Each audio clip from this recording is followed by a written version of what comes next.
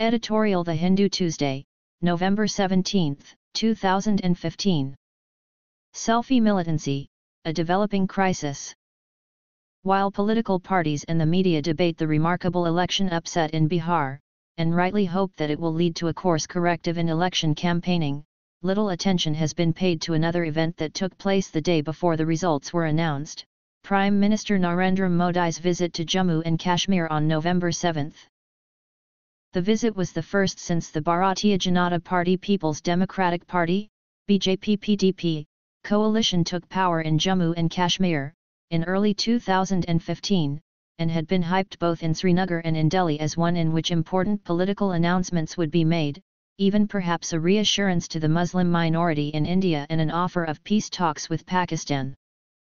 The Prime Minister, it was hinted, would renew the initiatives taken by Mr. Atal Bihari Vajpayee when he was Prime Minister over 10 years ago. Implications of package. In the event, however, what was announced was central government aid of Rs. 80,000 crore, part of it to help the state recover from the economic losses caused by the floods and some of it to expand connectivity. Over 40% of the grant will go towards forelaning the Udhampur-Ramban and Ramban-Banahal sections of National Highway 44, which should certainly help boost the economy, though it remains to be seen whether it will also help prevent blockades of the highway. Whether the remainder will prove effective in helping the state recover depends a large extent on how it is allocated and whether implementation will be honest and transparent. The announcement of the aid has not only been a damp squib, but also seems to have underlined the absence of a strong political message. Mr. Modi did make a reference to Mr. Vajpayee's initiative and pledged to build on his slogan of Kashmiriyat, Jamhuriyat, Insaniyat, saying that India was incomplete without the Sufi tradition of Kashmiriyat. He also talked of the pain of the Kashmiri youth and the scourge of unemployment, saying that New Delhi's treasury and heart were alike open to Kashmir. In a surprising reference to former Prime Minister Manmohan Singh's speech at Jammu University, he further spoke about building a new Kashmir, which was Sheikh Abdullah's slogan 50 years ago. Impact of strife. Given the heated political situation in the state, however, his words were taken as an attempt to revive outworn symbols rather than the preamble to concrete political initiatives. Communal tensions have been high in Jammu and Kashmir ever since a truck driver was killed in Udhampur in October over the suspicion that he was smuggling beef. MLA Rashid, himself impetuous, was beaten up in the State Assembly by BJP MLAs, again in October, because he hosted a beef party in response to the High Court's upholding of the beef ban in Jammu and Kashmir.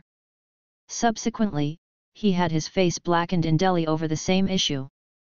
Reports of a demonstration by Hindu radicals with swords in Jammu have further exacerbated the rising communal divide between Jammu and the valley. An expression of regret over these events would have been helpful, but Mr. Modi made no reference to them. Nor did he seek to give reassurances on other contentious issues that arose after his government took power, such as a rollback of Article 370, or whether his party remains committed to implement the common minimum program on which the BJP and PDP had based their alliance. Protests broke out in the aftermath of the Prime Minister's visit and have continued. A young man was killed by an unexploded tear gas shell soon after Mr. Modi had left the state. A similar incident was the trigger for the youth revolt of 2000.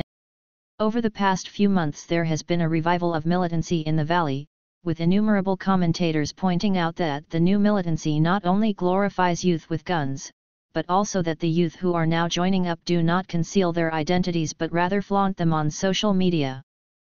The use of social media. What is the meaning of this selfie militancy? Is it that these young men prefer to wage their battles through social media rather than armed conflict, in which the gun is a decorative prop rather than a weapon of war? Or is it that militant youth do not fear the security forces because they know they will be sheltered and protected by the local population? Either way, the message is alarming. Even if today's selfie militancy is largely about propaganda rather than armed conflict, we can be sure that some of the young men they recruit will mount attacks on security forces, leading to retaliation and further alienation. If, on the other hand, the new militants flaunt their faces because they know they will be protected by the local population, then we are in for a hard and protracted time. From 2008 to 2010, Jammu and Kashmir enjoyed relative peace because the people of the state were tired of armed conflict and no longer willing to protect and shelter militants. After the violence of the summer of 2010, when anger at the security forces, including or especially the police, was at its height, local populations remained opposed to a renewal of militancy. If today that resistance has faded, then the state and central governments need to take urgent and remedial measures. The way forward. A positive interpretation of Mr. Modi's speech could suggest that his broad reference to Mr. Vajpayee's policy was a signal that concrete initiatives are in the pipeline. However, there appears to be a growing rift between the BJP and the PDP in Jammu and Kashmir, which will make action more difficult. From within, both the legislators of the BJP and PDP are urging party leaders to dissolve the coalition.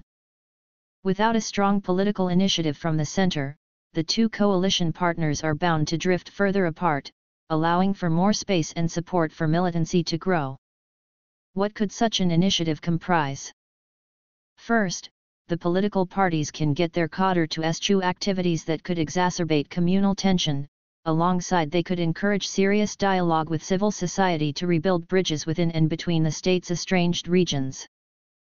Second, they could work towards implementing the Common Minimum Program, which included a pledge to continue the peace process along the framework that had been constructed by Mr. Vajpayee and developed by Dr. Singh, with Mufti Sayyid heading the state government.